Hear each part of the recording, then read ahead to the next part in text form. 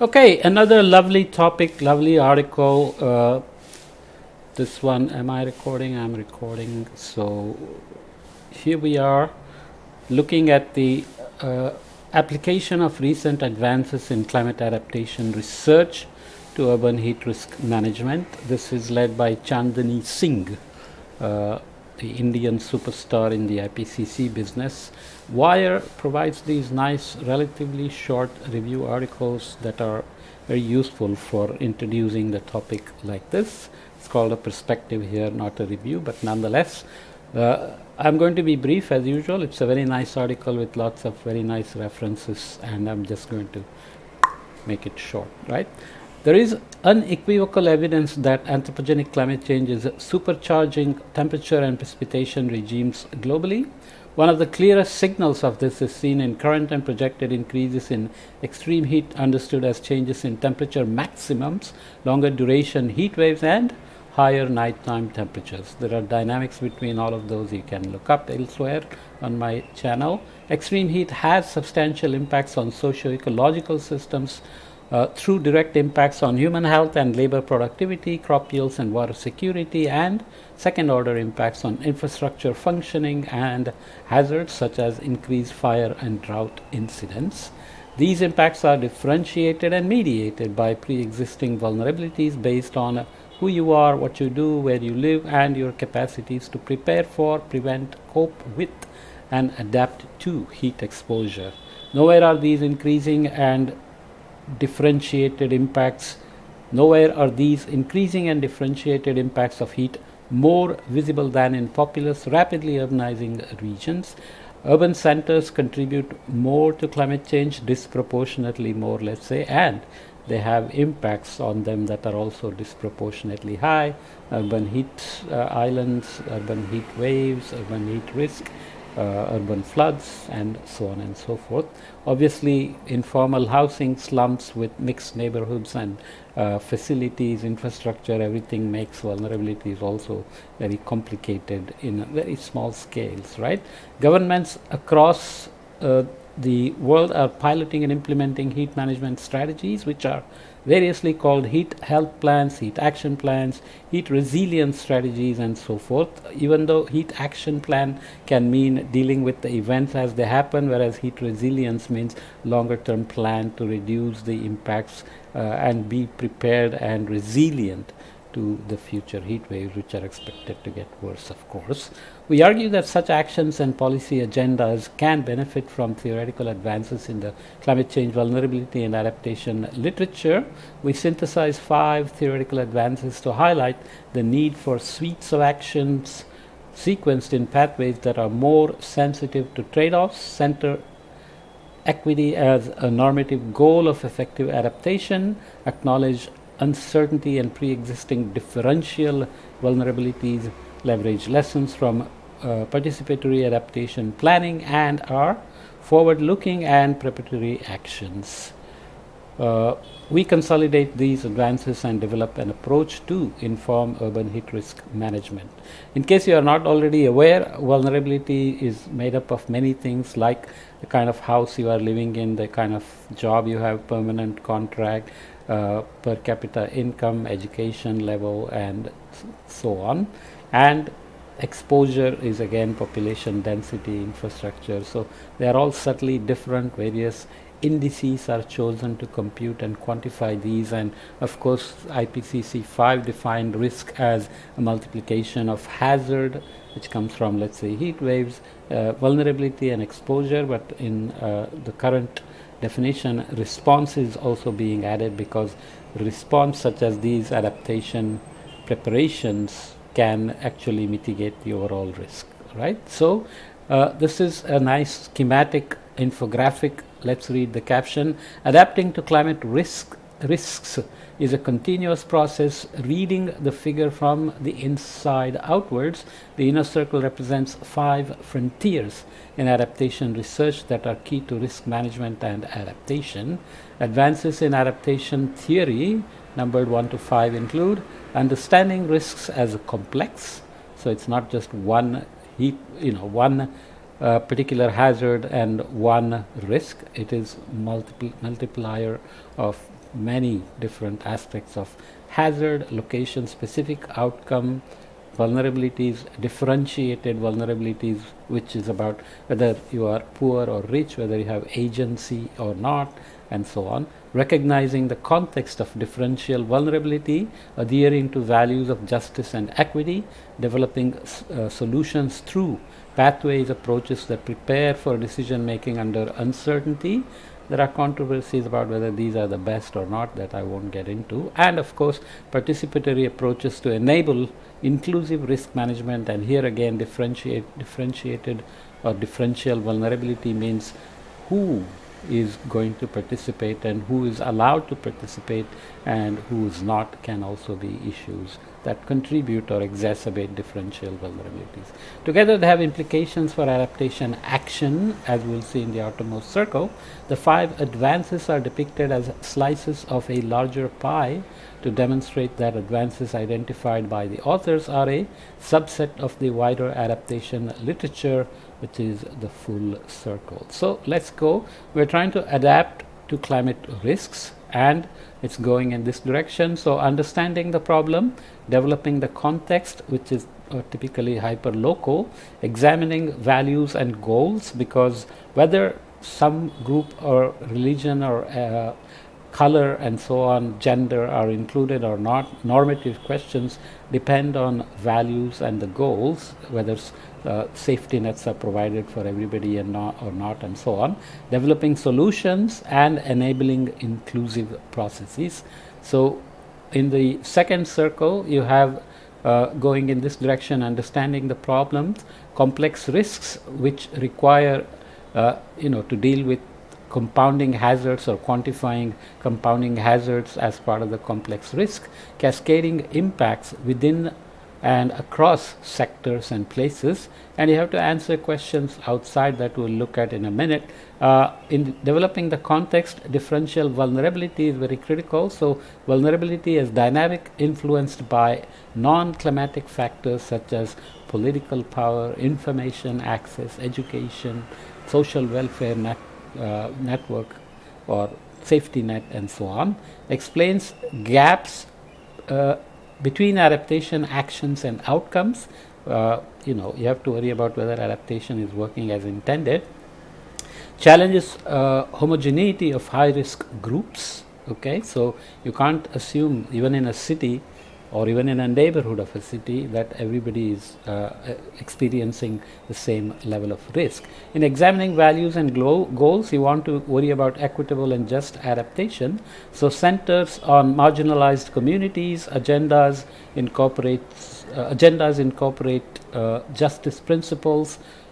So maybe I should read it correct. Centers, marginalized communities and agendas, incorporates justice principles, highlights historical injustices and systemic inequalities. Certain groups may be systematically underrepresented, not having full agency and facing inequalities over long times. Okay, so this explains for what complex risks and the adaptation action for what. So adaptation theories are on this circle here, and here we are looking at why, differential vulnerability to deal with them, why, and equitable and just adaptation for whom. So pathways approaches then are planning under uncertainty, acknowledging trade-offs. With limited resources you can't put money into everything. Identifies temporality adaptation limits. So temporality is how risks are not fixed or stationary, and they may be increasing or decreasing. Vulnerabilities in some parts of India are actually decreasing because of increased education of women, for example.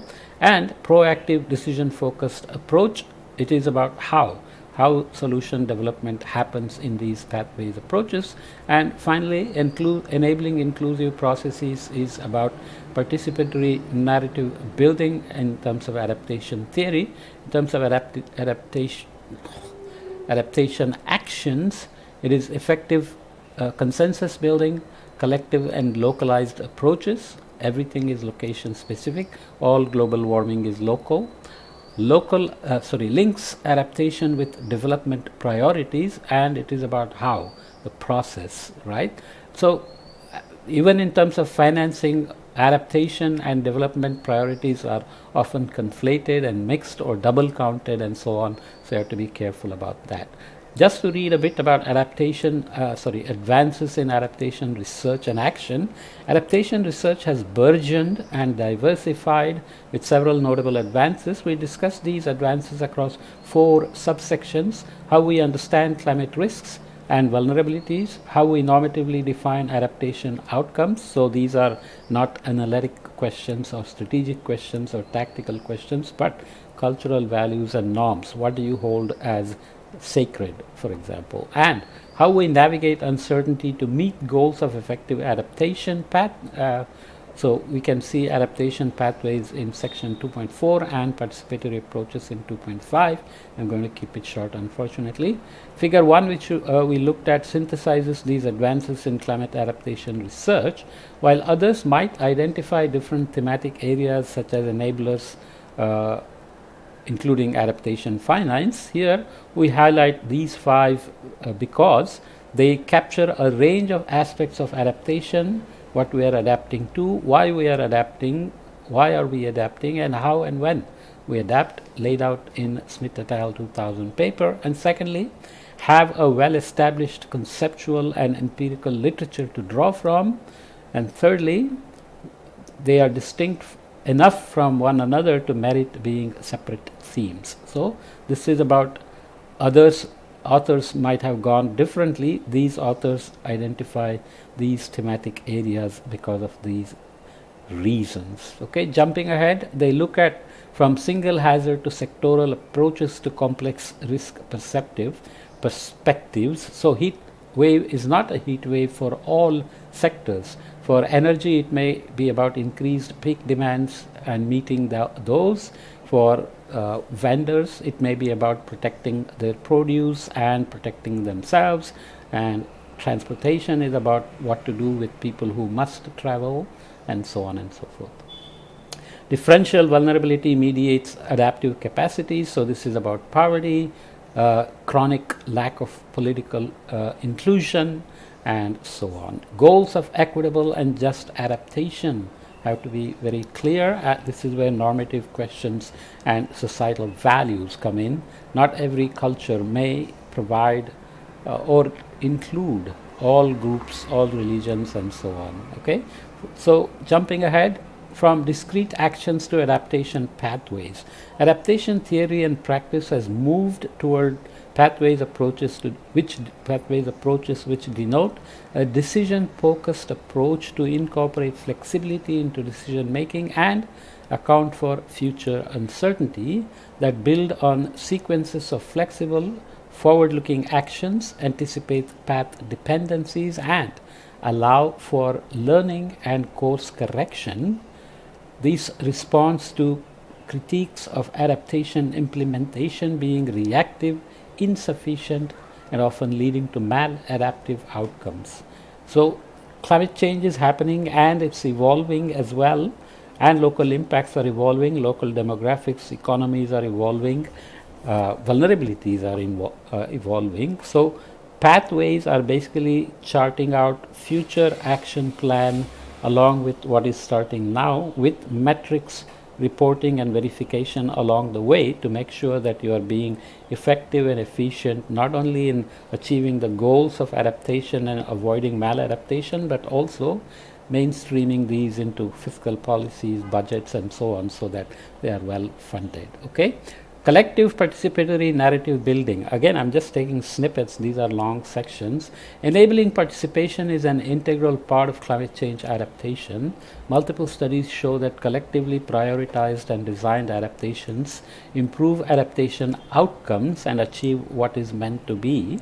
Recent literature goes a step further to advocate for collaboration and co-creation as necessary to deliver transformative adaptation, which means you make step changes in the lifestyles. These are interventions. So unless people are involved in what is coming down for them, maybe in terms of moving, changing houses, changing jobs, traveling in a certain way and so on. So unless they're involved from the beginning, it's unlikely that they will accept the so-called transformative adaptation or any adaptation. While there is consensus that meaningful participation of the most vulnerable and marginalized groups is a key enabler of inclusive adaptation, examining participation by whom, in what, and toward what end is crucial.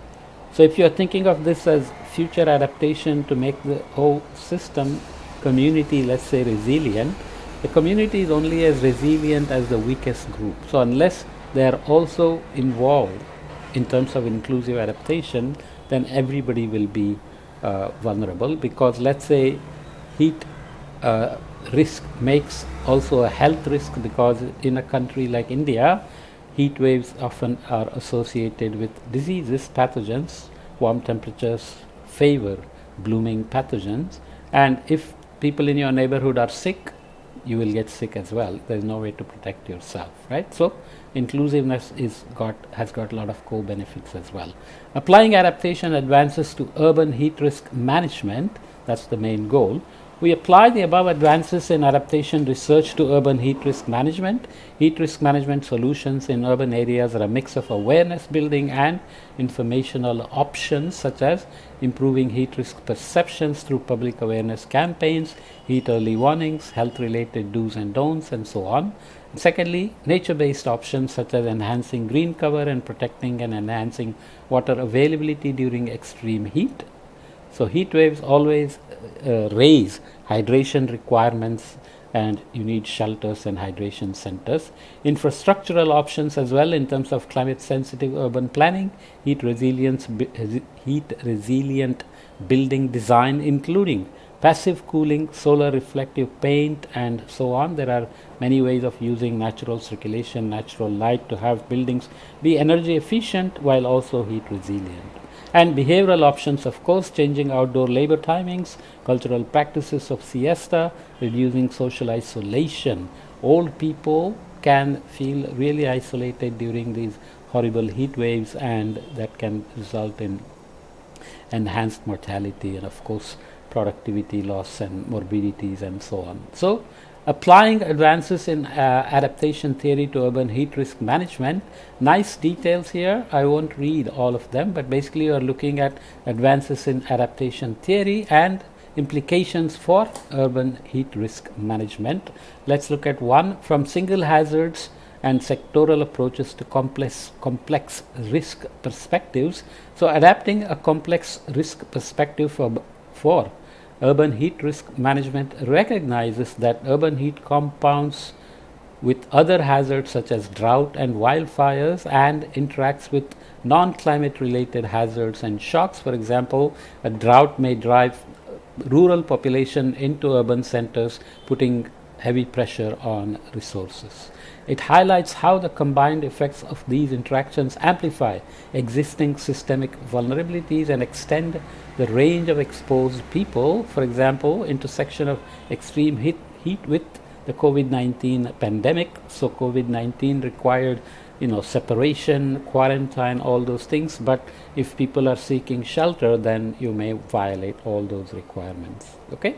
Also complex risk approaches to risk management can enable better identification of action priorities, improve efficiency of risk management measures, and reduce losses as well.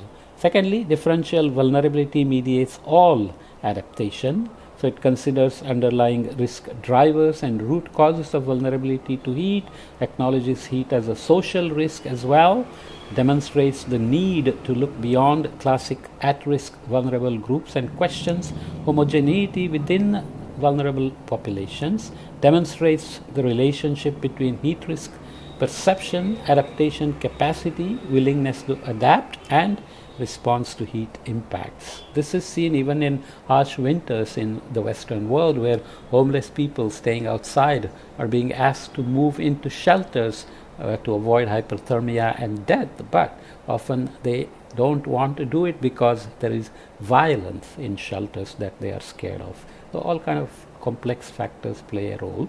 Equitable and just adaptation, highlighting concerns of thermal equity, by focusing on cooling gap, calls for concerted corrective efforts to enable equitable access to cooling, paying attention to potentially maladaptive outcomes, and so on. From discrete actions to adaptation pathways, highlights that there is a menu of multiple feasible adaptation options, moves away from single solutions to understanding adaptation as a process, centers attention on path dependency and risk of approaching and breaching adaptation limits as well, physical, biological, ecological, and so on. Okay, so implications of the same thing here from discrete actions to adaptation pathways highlights which options have longer lead times and that combinations of actions are more effective to reduce risk, strengthens adaptive capacity and preparedness by thinking through what if scenarios and planning for future change. So pathways are always about crisis management as well as future adaptations that make the entire system heat resilient, right? Collective participatory narrative building emphasizes that participatory approaches are central to inclusiveness. Collective participatory community heat action plans enhance social cohesion as well as adaptive capacity. Narrative based understanding of heat stress and actions can assist in differentiated tailored approaches. Basically, instead of just making it index based, you have narrative based understanding. What experience has been there before, what happens to kids versus older people, women, etc. Co-production and contextualization of scientific knowledge and practices aimed at addressing heat stress, for example, through heat vulnerability mapping, can promote synergetic action plans, which is always critical when you have limited resources. This is the last figure, figure 2. Applying advances in adaptation theory to urban heat risk management to develop heat adaptation pathways are powerful planning and narration tools to sequence discrete actions into solution bundles that can potentially foresee maladaptive outcomes and plan for adaptation limits. So you have attention to differential vulnerability and its interactions with complex risks leading to solution bundles and sequenced as pathways that can have differentiated outcomes. Okay, so here differential vulnerability, as we mentioned, age, gender, socioeconomic status, occupation, nature of employment, complex risks, combining hazard A, B, and C with extreme heat, as we said, droughts, migration, and heat waves, access to hospitals, etc. Solution bundles can be behavior change plus nature-based solutions plus policy changes. Package Y can be infrastructural solutions, shelters, shades, hydration centers, free transportation. So package Z can include informational, nature-based and infrastructural solutions, and so on. And pathways can be selective, incremental, hybrid, or transformational, drastic changes in the way things are done. So you have a phase space here of outcomes can be equitable, proactive, inequitable on this end. So reactive to proactive, inequitable to equitable. So in this quadrant, equitable and reactive, you are coping but incremental. If you have equitable and proactive, then you have transformational outcome in terms of adaptation for heat risk management. If you are inequitable and yet proactive, then you are coping again and incremental, but the outcomes can be very different for different people if there is inequality in the system. If you are reactive and inequitable, then it can lead to maladaptation. Okay, so basically there are details on how this figure is presented as an approach that must be contextualized to heat risk in certain areas, vulnerable populations in those areas, and the finances and capacities available. When used in conjunction with participatory planning, the approach suggested in figure 2 can help in tangible visualization and prioritization for different stakeholders, particularly by illustrating evidence-based possibilities in adaptation options in the form of relatable extrapolations of present-day interventions. Sounds complicated, but read further if you are interested. I'm jumping ahead to conclusion. Foreseeing the gap between planned and implemented adaptation, Halligat, I think World Bank person, argued for building world narratives for climate change impact, adaptation and vulnerability analysis. In this perspective, we respond to this call focusing on extreme heat risk management in cities. Extreme heat and its differentiated devastating impacts are here to stay, but it's hyperlocal, so you don't know if every region is going to have this issue. However, recognizing this, countries, cities and individuals are piloting a range of heat risk management plans and interventions. However, these remain fragmented, relief-oriented and inadequate when preparing for higher temperatures and possible adaptation limits, which could include human tolerance limits as well. Critically reactive solutions for cooling, such as air conditioners, tend to atomize adaptation action, exacerbating unequal access to cooling and placing the burden of adapting on the most vulnerable. Socioeconomic issues there. Plus, it has a feedback to global warming in the current set of coolants. Such blindness to the political economy of heat risk management also means that individual reactive solutions are necessitated by the absence of systemic, longer-term actions that have large lead times and high initial financial and human resource costs. That is, benefits take time to accrue. For example, demarcating land for green cover and ensuring such bylaws are implemented. So nature-based solutions are easy to say, but how to actually find the space and the resources and sustain them is not any easy at all, right? We draw on the climate change adaptation literature to demonstrate how ongoing heat risk management efforts can be strengthened by paying close attention to how heat interacts with multiple hazards leading to compounding and cascading outcomes, assessing differential vulnerabilities as a crucial precursor to heat adaptation planning, and attention to just and equitable outcomes can preempt maladaptation and promote inclusive adaptations. So the sentence is not it's not formed very well. So participatory approaches enable collective planning and prioritization. For futures-oriented pathways thinking can inform decision-making under uncertainty and plan for adaptation limits. So you say can be strengthened by, and then the sentences are different. We present an approach that can inform urban heat adaptation pathways, drawing on emerging similar exercises. So there are heat narratives, sea level rise, that have similar narratives on heat as well. Such an approach to heat adaptation, we argue, leverages latest adaptation science and can bolster ongoing urban heat risk management to become more sensitive to trade-offs, uncertainty, choices, and sequences and implications of actions. It also brings to bear the importance of developing more nuanced understandings of the hazard of heat, a renewed focus on differential vulnerability within cities, and the need for building capacities around how to sequence and bundle groups of short-term and long-term actions in a way that is most effective and equitable and also efficient. In practice, our approach can be fine-tuned to different regions and context based on their priorities, heat exposure and thresholds, vulnerabilities and capacities. Mortality for heat waves are very different in the warm countries versus cooler countries in mid-latitudes, for example.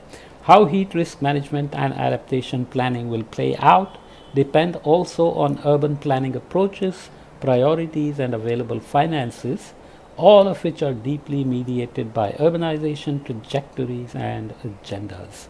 Overall, heat adaptation pathways that acknowledge the compounding and cascading nature of hazards and risks, center equity and differential vulnerabilities, are underpinned by procedural and normative goals of inclusiveness and sequence solutions with an eye on future scenarios of increasing heat risks are necessary in an urbanizing warm world. The sentences are a bit awkward, but let's leave it there. Okay, so please go and read the paper. It's very nice, and this is already 30 minutes, so I'm going to stop here, and the next topic will likely be something else. I will look up later. Okay, see you.